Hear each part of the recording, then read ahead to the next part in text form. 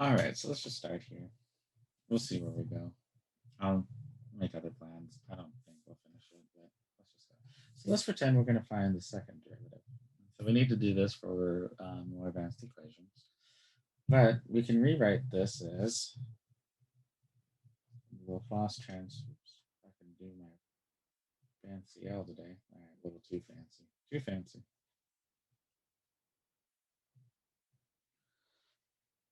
And I'm going to cheat on this one. I'm just going to hardcore cheat on it. So if I did the derivative of this, according to my thing, it's just s. Cannot do. There we go. Fancy. Dy.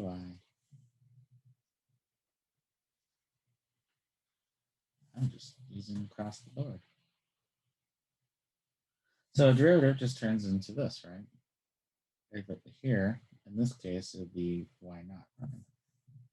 So here, according to what we already know, we're just going to input that. And the initial conditions for the derivative would be the initial condition for the derivative, not y0, but y prime 0. And then we just plug that in one more time. We'll get s, and then we'll have this will be times s, ys minus y naught minus y naught prime. If we simplify that all out, we get s squared ys minus s y naught minus y naught. There you go.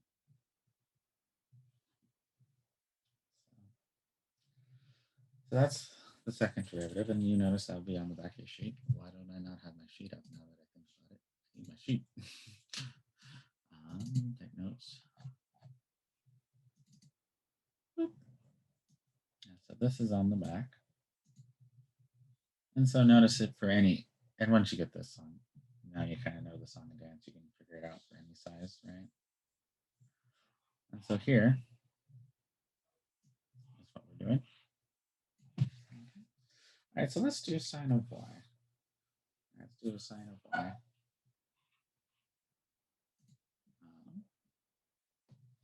All right, so this is a very important technique for mathematics. So this is more important technique for mathematics than it is for Laplace. I mean, you use it all the time in Laplace, but it's a good tool to keep in your math tool bag.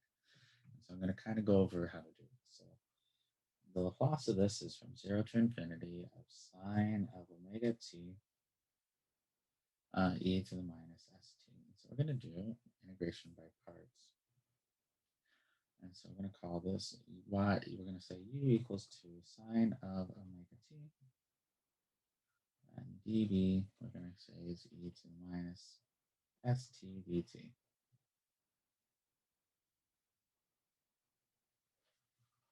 Okay.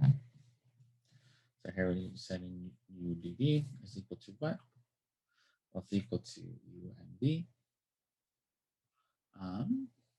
So this would be sine of omega t e to the minus st over s.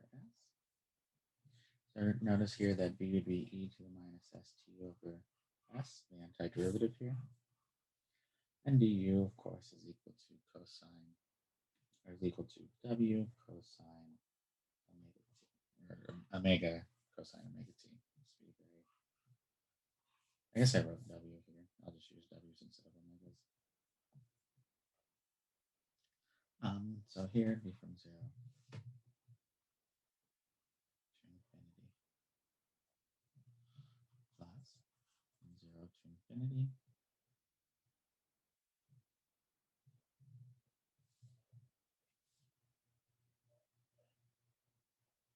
hold on. What have I done wrong?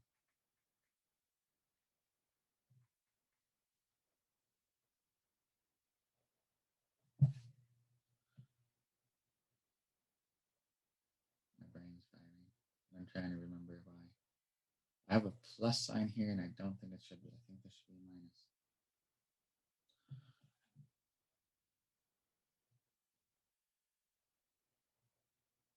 It's u to v times minus v to u, right? Trying to figure out what I did wrong. Hold on 1 second, guys.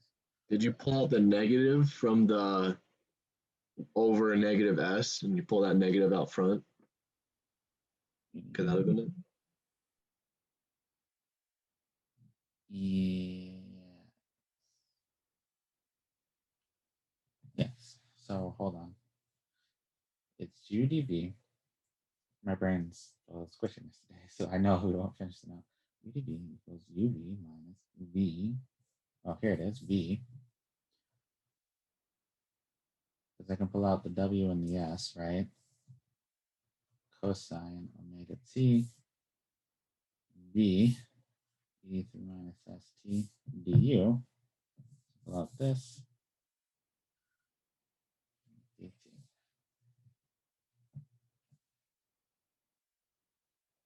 Okay, so let's figure this out real quick. So here, when I evaluate at 0, this is 0 and this is some number, but it doesn't matter. This is some finite number, so this is 0, right? When I evaluate at infinity, this oscillates between 1 and negative 1.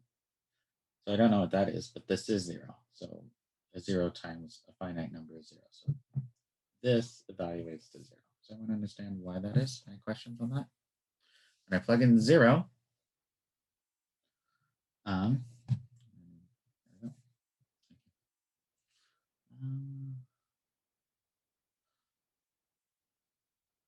When I plug in 0 for sine, this is a finite number. So this is 0 times a finite number. If I plug in infinity, this is 0.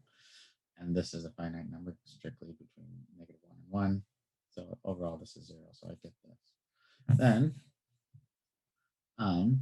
so what do we do here? Well, we don't know what to do here, so I'm just going to take integration by parts again. So here I have,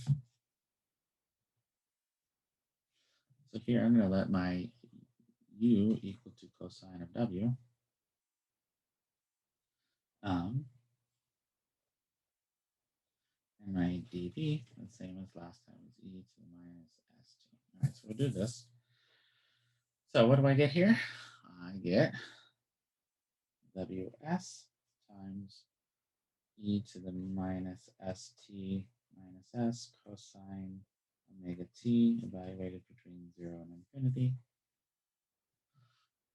plus or minus 1 over or minus 0 to infinity e to the minus e to the s over minus s times minus w sine of omega t dt. Okay. All right. So let me simplify this just a little bit. What is this turning to? When cosine is infinity, this is 0, right? So this is strictly between 1 and 0. So when I evaluate infinity, I get 0. When I evaluate this at 1, or at 0, this becomes 1. This becomes 1 over s. So minus 1 over minus s just becomes 1 over s. Okay. And I'm going to pull out this omega s here. And so let me show you. So this becomes 1 over omega s times 1 over s plus omega over s, or no, minus. That's a minus, sorry. 1 over minus s integral between 0 and infinity sine of omega t dt. Oops, I forgot my e to the minus st dt. Okay. All right, so what am I going to do now? I'm going to call I is equal to the integral. I don't know what this integral is equal to. I don't. I'm going to say I is equal to omega t e to the minus st. Now, why would I do that? Notice what I have here. This is what? This is I is equal to something, which is equal to something, which is equal to something, which is equal back to the same integral. And in fact, let's rewrite that integral right here. So it's the ws 1 over s minus omega s over I. And In fact, we have that equal to I, right? So when you do integration by parts, and if you do it enough times, you get back the original integral, as we do here. You just declare that integral to be some variable. In this case, we call it I, right? And then you solve for I. You solve right here for I. So if I solve this for I, I'm going to get I is equal to omega over s squared plus omega squared. Well, that is equal to the integral. Well, what was I again? Well, it was e to the omega t, e to the minus st dt. And so this is a trick you use for integration by parts. Is you integrate, you do integration by parts, you get a different function. You do integration by parts again, you get the same function. And this is commonly used if you have a sine or a cosine in order to solve it. Can you explain why it's 0? For which one? This one up here? Ready? This one? Right, 0 for this one? Yes. All right, so here, if I evaluate at 0, sine is 0. And this is just 1 over, this would be 1 over minus s. So 0 times 1 over minus s is 0. If I evaluate at infinity, this e to the minus st goes to 0. Sine is strictly between -1 and 1, and so a 0 times a finite number gives me a 0. Okay? So when it's 0, sine is 0. When it's infinity, the e to the minus s is 0, and the other two quantities are finite, and so you just, the limit goes to 0. Okay? All right. So when I taught this in class, I gave this for you guys to do. And in fact, I'm going to show it to you, but I'm not actually going to wander through all the steps. I'll just post this later, right? Because I wanted you guys to do this in person, and I'd walk around and say, okay, because this one I had done before, right? I'd walk around in person and say, oh, where's your trouble, right? Here, here, here, and here, right? But I can't really do that with you guys. So here's the same concept. Here's the exact same concept with page 7. You're going to set your integral equal to an I. So this is for cosine, right? You're going to take cosine of omega t. You do this. We already evaluated this to be an s. We already evaluated this to be this. We're going to do this again. We already know what this evaluates to. We literally just did this. So it's omega s over s. You solve for I, and you get this. Right? And for those who want to know how you solve for I, you just move this over, take this, divide this out, and then okay. All right, so I'll let you guys write that down really quick.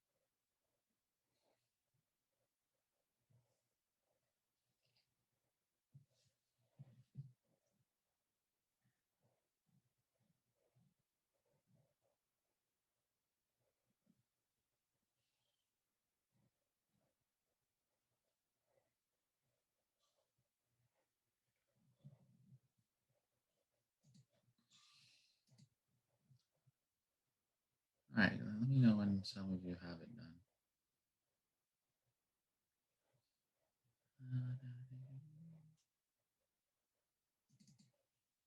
Let's see what my handwritten notes say.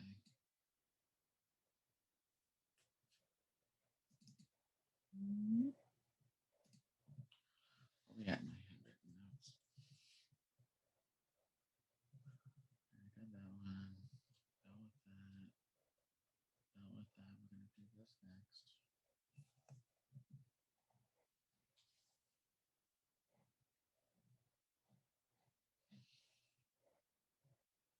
Okay. I'll put this up at the end. For you guys to do. Just go ahead and go on.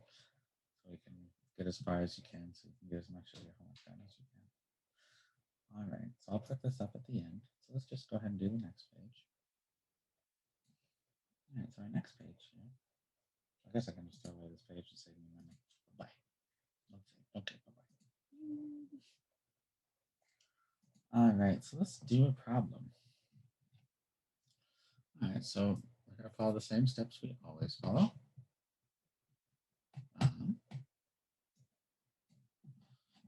Follow the same steps we always follow. So step one, we're going to do the inverse, or we're going to do the Laplace, not the Laplace of whatever we have here. All right, so here, we know what this is. This is s squared ys minus s y naught, or s y naught. We know what y naught is. It's 1 minus y naught prime, or the y naught prime. What's y naught prime here? It is 2 equal to, oh no, sorry, plus 9 ys equals to 3 1 over s. All right, so we used our double derivative here. So here, this. And step 2, let's get ys to one side. So move ys over to the one side. So we have s squared plus 9 ys equals, we move the 1 over, so we move over the s, so this will be s, move over the 2, so we plus 2 plus 3 over 1 over s.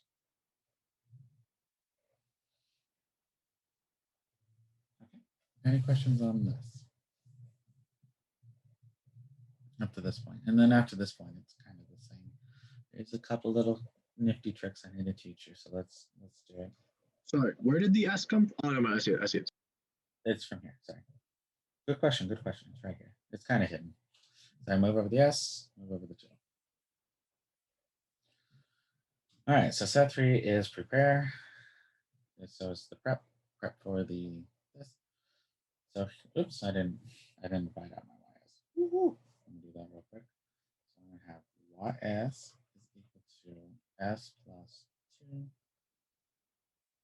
Let me just do it as s squared plus 9 plus 2 over s plus 9 plus 3 over s squared plus 9. Right, now I do step 3. That's the prep. All right, so what do we have? All right, so what do we have? Let's look at our sheet real quick. What must I do? Where's my sheet? All right, so here we got our sheet. All right, so here for cosine, we have an s over an s squared plus an omega squared. We can just take the square, no matter what number this is, we can take the square root of it, so we're fine here. For sine, we have an omega, a number over s squared plus a number. And these numbers don't quite match, but I'll show you a trick how to fix that later. So we'll fix that in a bit. It makes sense to do it later, but this one, we need a split, right? We need a split by a partial fraction. So let's do that one, because we just don't have anything like that. So here, I almost always take the 1. Let me just, for kicks and giggles, just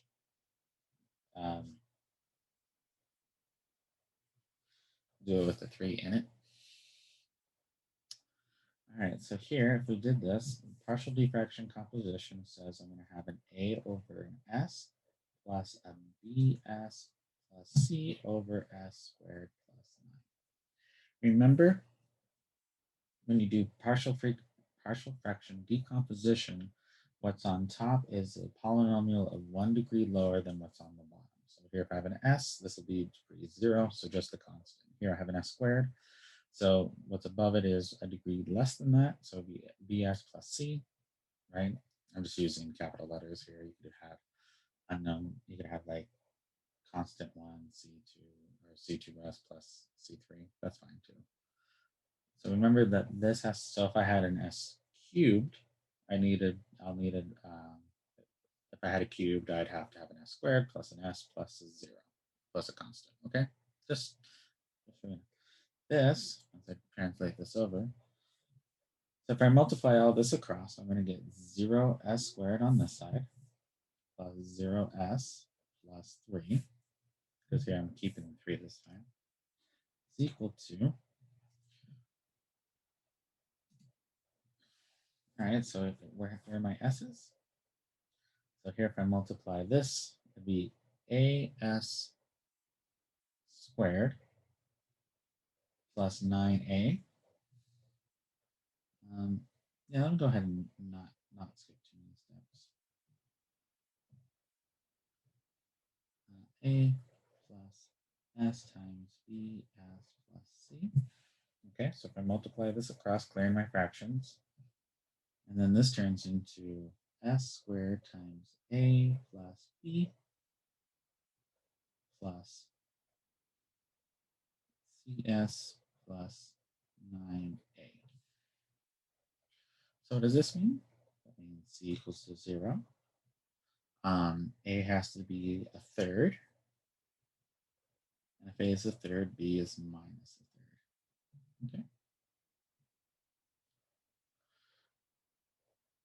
So we're going to plug that all back into our function. So ys is equal to s squared plus 9 plus 2 over s squared plus 9 plus what we have here.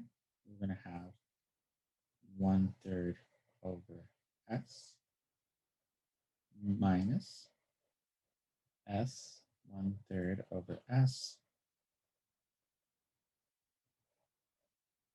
squared plus 9. Okay.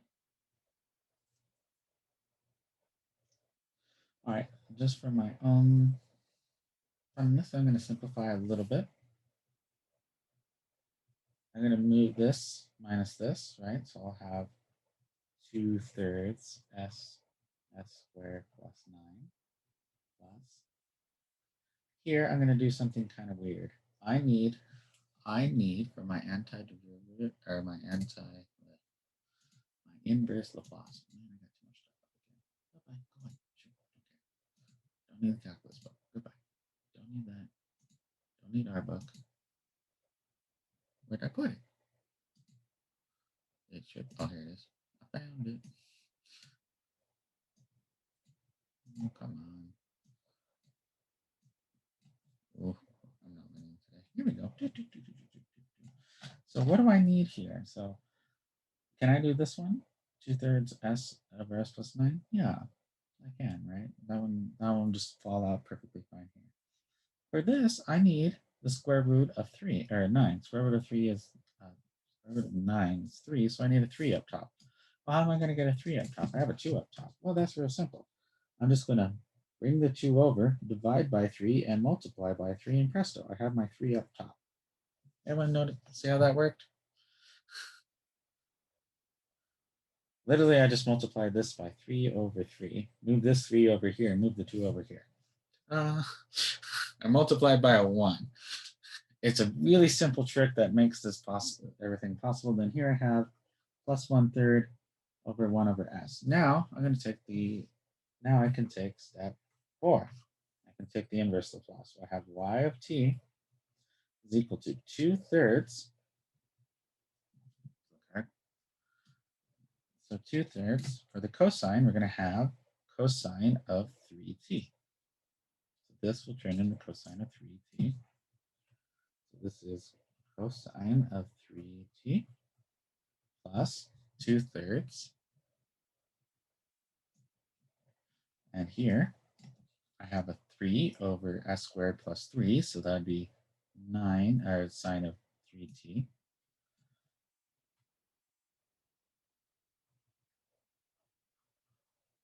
Plus 1/3, because the s just turns into, so here's our answer. And notice the wonder of Laplace equations, we've already put in our initial conditions. Okay. So the only real trick the only thing that's really new here is this, where we're taking If I have an s squared, I need to remember that partial diffraction compositions, I need to have one higher or one lower polynomial above it. And then here, in order to make the sign work out nicely, you can just take the two, put it off, put what variable, what power you need up here, and put or what constant you need up here, and just divide by that constant. All right. So I'm going to go ahead and export these two. I have it. I might as well just export it all the same.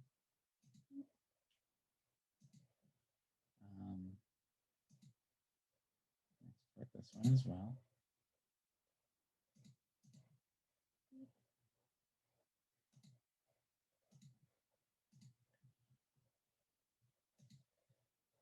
Okay. So we have to do. So we did this one. Don't say bye-bye. So we only have 2 more pages to go. So let's just do it.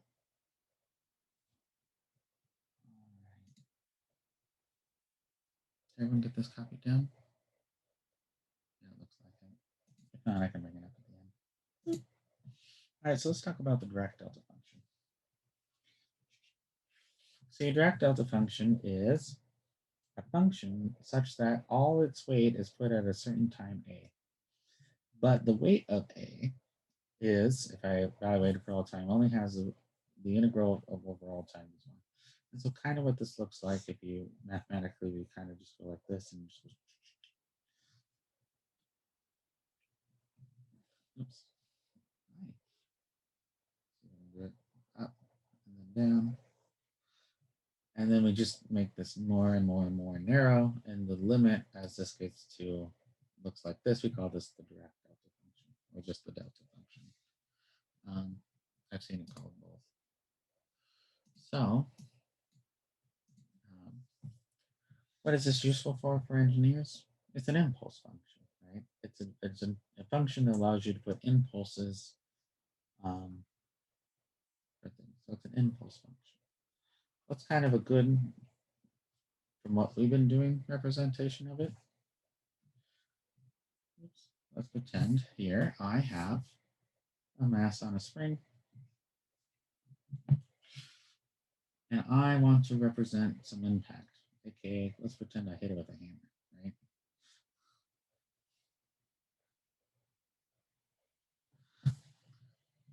And so all the force of the hammer smack, or the hammer, yeah, the smacking of the hammer is basically in an engineering perspective instantaneous light. It's all there.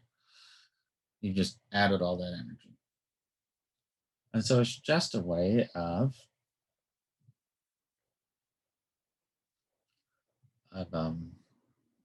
adding an instantaneous amount of energy. And then you can add like 5 direct deltas, say if you need to add 5 units of energy, right? Okay, and all of the energies, all the energy occurs at time A. So this is useful. So let's find out what the Laplace equation is for it. So here, if I do the delta function of this, I'm going to split this up between 0, between a minus some, or a minus some epsilon of the function e to the minus, oops, I forgot e to the minus st dt here. Sorry about that, guys. dt plus, I'm going to have a minus some epsilon, a plus some epsilon,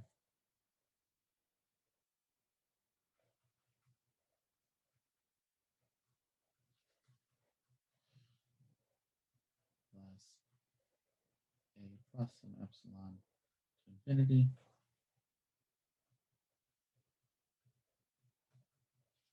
So I'm going to break it up this way. So I'm going to break it up in 3 parts. So I'm going to look up everything right before my A, when all my power hits, everything after my A, a little bit after, and then I'm going to look at some infinitesimally small where epsilon, some small where epsilon is small, right? Well, before, I've had nothing, right? The function is defined to be 0. After, I've had nothing. The function is defined to be 0. Here, I know this integration is equal to 1 times whatever this is, right? Well, instead of where t is going to be what? a. So all this just equals e to the minus as. Okay.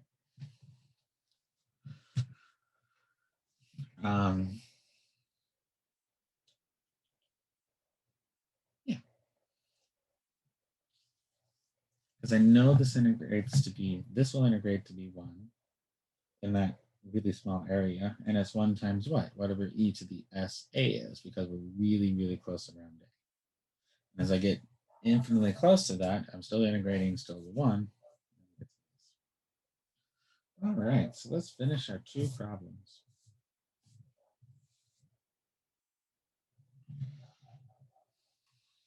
All right, so let's look at this.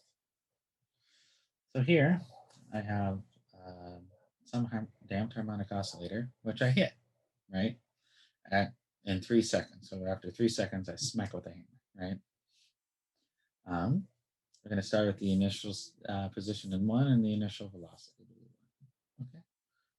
These are a plus epsilon, a minus epsilon. Yeah. And then this is a plus epsilon. Okay. So it's 0 to a minus epsilon, a epsilon plus a epsilon, and then a plus epsilon to infinity. All right, so let's look at this. Let's just crunch through it. So step 1, into the Laplace transform. And so this becomes s squared ys minus sy naught minus y naught plus 2 ys minus 2 y naught, just because I need to carry the 2, plus ys equals 2. This, well, what's this? Well, this is just e to the minus 3s.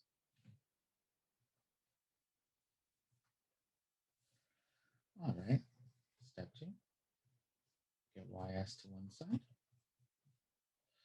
So here I'll have s squared. Y naught is 1. Oh, so it's all 1. That makes life easy. So 1, 1, and 1. So it'll be s squared plus 2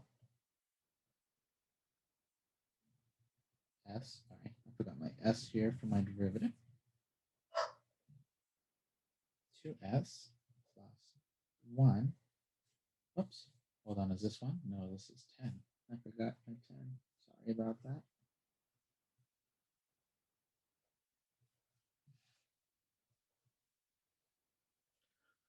All right.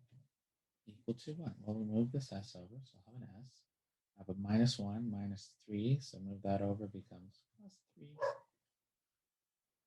plus e to the minus 3s. So s squared plus 2s plus 10 times ys equals s plus 3 plus e to the minus 1s. Go ahead and move this all over.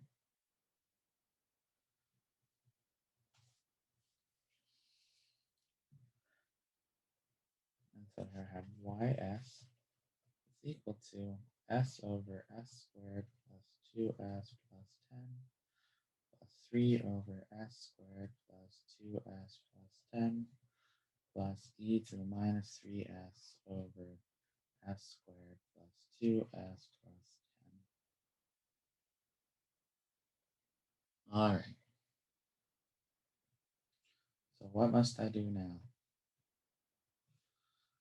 All right, so step 3 is prep. All right, let's look at our sheet. Look at our sheet. Where's my sheet? You know, how often I use it, I lose it so fast.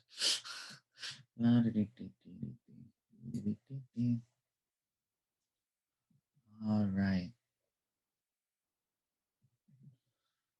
What do I have here? All right, does anything look like s squared, like a polynomial on the bottom? No, they're all really kind of clean and neat, aren't they? But if we look here, well, not on the hyperbolic sine, cosine. Don't I have it just for the normal? No, of course not. Oh yeah, I do. It's right here. Notice here, I can have s minus a plus some w. So I can complete the square and then have whatever left over here. Remember how to complete squares? I know. It's like, I don't like these sections. They're making me remember stuff from like, my 127 days, like partial fraction decomposition, completing squares. Don't you know we just use calculators, Professor? Come on. Anyways, let's complete the square. Because then we can use that. So here, I'll just do it over here. So s squared plus 2s would be plus 1 if we completed the squared.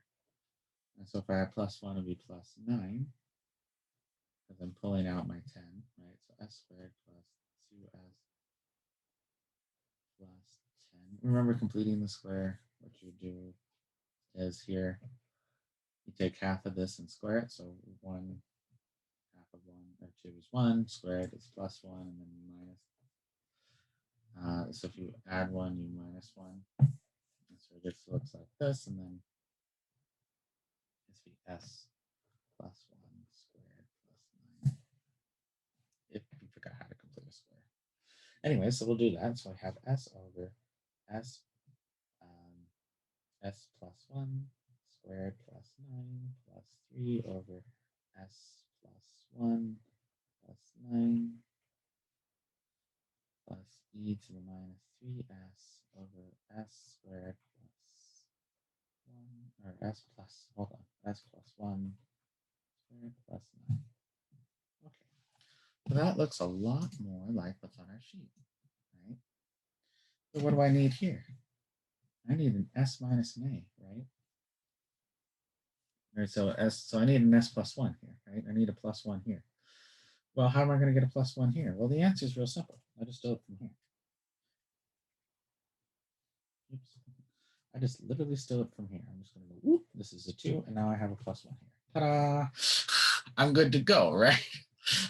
What do I need up here? I needed a 3, but I made it a 2 again. So I'm like, okay. So I'm going to multiply by, I'm going to take this 2, move it over here, divide by 3, and multiply by 3. Ta-da! We're good to go, right?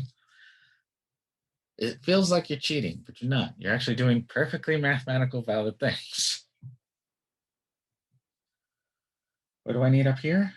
I also need a 3. So I'm going to put a 3 up here and divide by a 3. All right, so now that I've done all this, I can slowly do what I need to do. So let's do step 4. All right, so the first two go kind of quickly. So according to our sheet, where chat's thrown away again, according to our sheet, s plus 1 over s plus 1 squared plus omega, or plus 9. So our a in this case would be negative 1, right? Our omega in this case is 3. And so what we have here is we have e to the negative 1, so e to the minus t cosine omega t. Plus, and here I'll have plus 2/3. Here we have a 3 up top and a 3 down below, so that works out great. And so here I'll have minus e to the minus t sine of 3t. So here, go ahead and plug those in. So that was equal to, all right, e to the minus t cosine 3t plus, here we have a 3. So it'll be 2/3 e to the minus t sine of 3t plus our impulse. And our impulse, we have to be very, very careful in how we do this. Let's go back to it. So remember here, if I have e to the minus s, right? So this is the same thing as, let's go ahead and write down the 1/3. 1/3, everyone's okay, just carries down, right? Remember e to the minus s, or minus 3s ys is equal to u of 3 of t y minus t minus 3. Okay, so remember this is one of our rules, right? So in this case, what's our y of t. Our y of t here is the same thing as it was here, right? This and this would produce the same thing, right?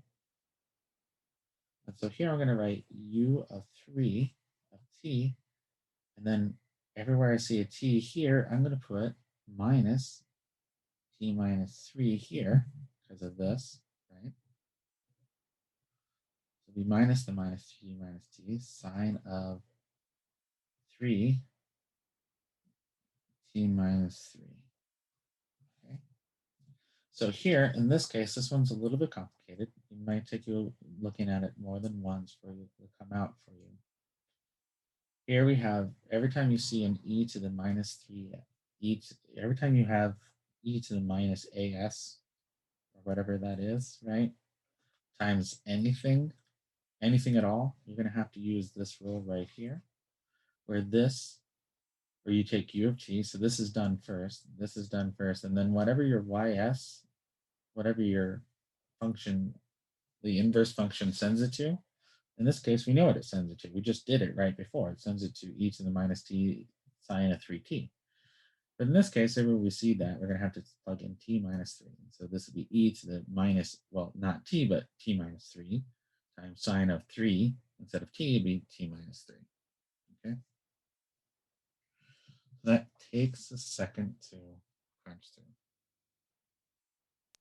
And I'm sorry, you said that was any time that we have the e to the minus as the numerator? Yeah, every time you see this in a numerator in your step 3, you know you're going to have to be using, hold on, let me show you.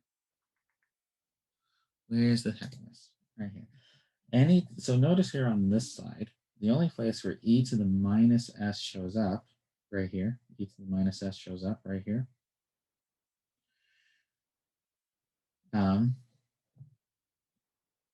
So here it is, right? E to the minus as. If it's by itself, you can just say it's the delta function, right? If it's divided by s, you can just say it's the heaviside function. If not, it's always rule 25 here, right? Where you're gonna take the inverse Laplace transform, and then wherever you see the inverse Laplace transform, it's going to be t minus a. In this case, for us,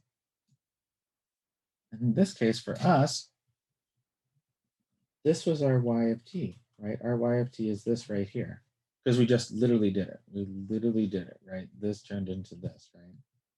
This is the same, just it had this factor on it. And so we have to plug in y of t minus 3, and so everywhere we see a t, we're going to plug in t minus 3. Everywhere we see a t, put in t minus 3. Okay? Do it once or twice, it'll make some sense. Hopefully. All right.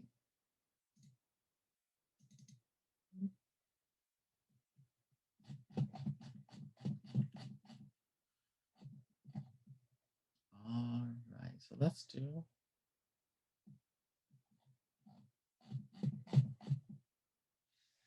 this last one here.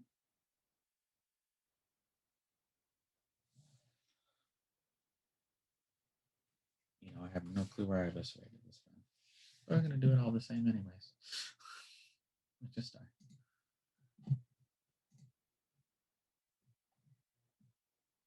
I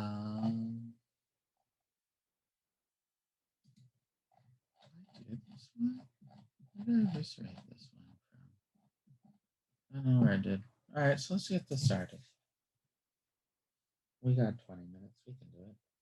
Even if I have to show it old school. All right, so we're going to take the Laplace transform of this. So we're going to have y s squared y s plus s, no, minus sy naught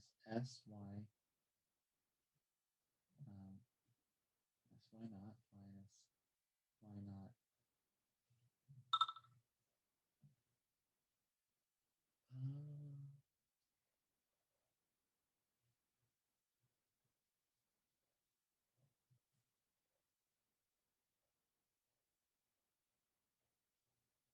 So that's this one. This one would be plus 3 sys minus 3 y naught. And this one will be plus 2ys. This is equal to e to the minus s. This is equal to plus e to the minus 2s.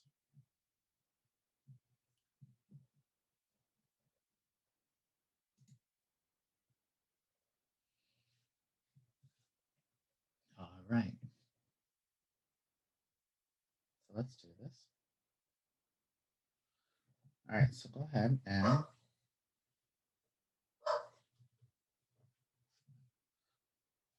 try to get ys all to one side. So we have ys squared plus 3s plus 2ys is equal to, oh, this is, this makes our life super easy, doesn't it? This is 0, this is 0, and this is 0. So this is e to the minus s plus minus 2s. All right, so we have ys is equal to e to the minus s plus over s squared plus 3s plus 2 e to the minus 2s over s squared plus 3s plus 2. All right, so step 3, which is prep. What do we need to do? We need to complete the squares for these. Okay, so let's complete the squares. So half of, this isn't going to be as clean as I hope, but that's okay. This will be s plus 3 over 2 squared. And then we'll have 2 minus 3 over 2 squared. So that's going to be, hold on, I'll figure this out.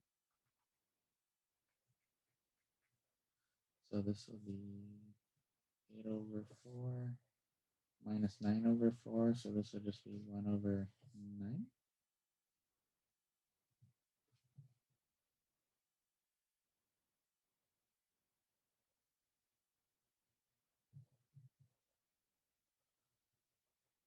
Is that correct? See if I can complete a square. Hold on, let me double check that. Shouldn't it be negative 1/4? You're right.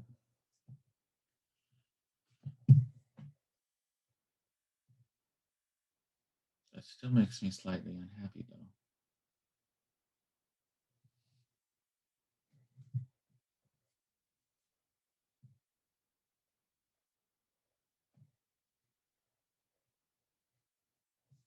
Hold on. Hold on. Let me double check things. Where did I steal this from? All right, let me just complete this square. Okay.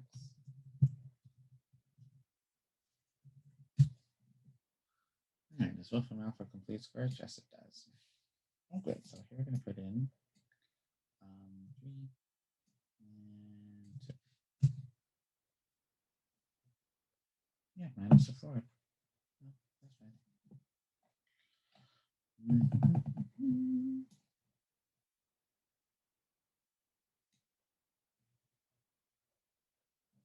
That will cause us some serious problems later, won't it?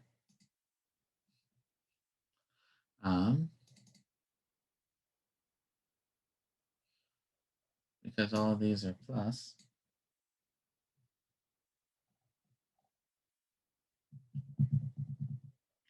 Oh, no, this will be okay.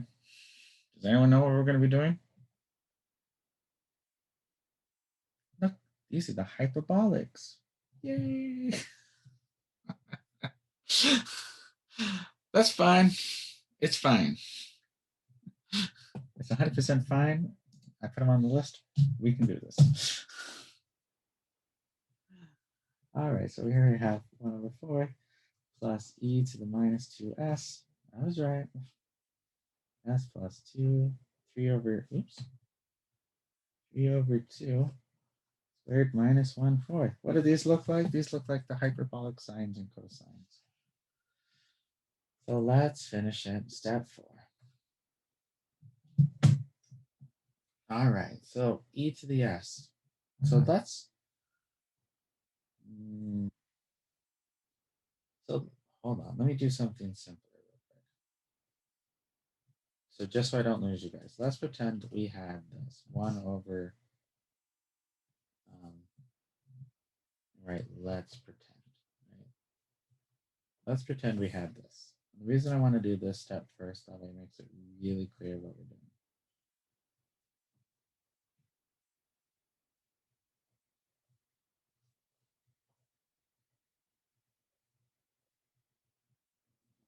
Plus.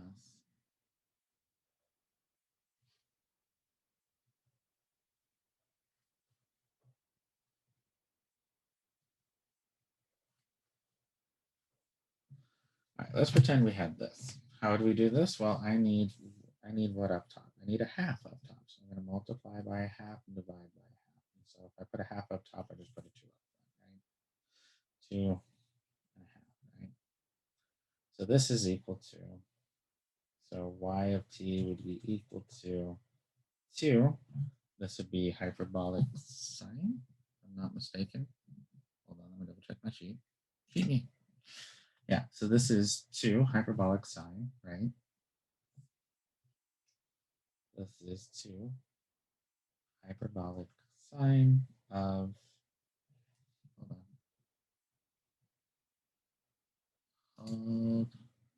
hold. I think I cheated us. Yeah, so this is, I forgot the e to the t. So this is e to the what? Minus 3 halves t.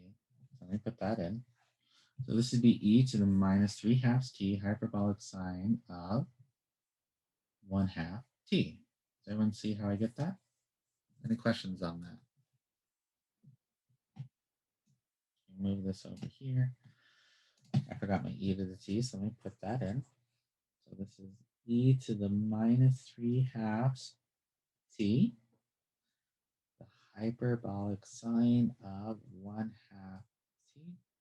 And this is the same. This is also the same. This is 2 e to the minus 3 halves t, hyperbolic sine of 1 half t. But is that what I have here? Is this what I have? No, what I really have is 2e to the minus s 1 half over s squared plus, s plus 3 halves squared minus 1 half squared plus 2e to the minus 2s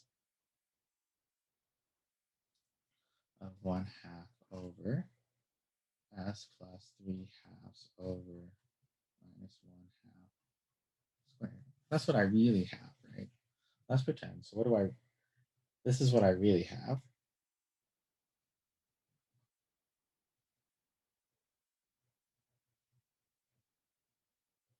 But why would I do this intermediate step? Because this right here would be my y of t, right? This is my y sub t when I do my trick of e to the minus as ys, right? I already know what my y of t is here. And so what I'm going to do here is this is equal to 2, and here the 1 t times e to the minus 3 halves, but instead of 3 halves t, I'm going to plug in t minus 1, right? Whatever it's here goes here, times the hyperbolic sine of 1 half. Instead of t, I'm going to plug in t minus 1, plus 2. In this case, it's 2t e to the minus 1/3, or 2/3 t to the what? Minus 2 in this case, the hyperbolic sine of t, half of t minus 2.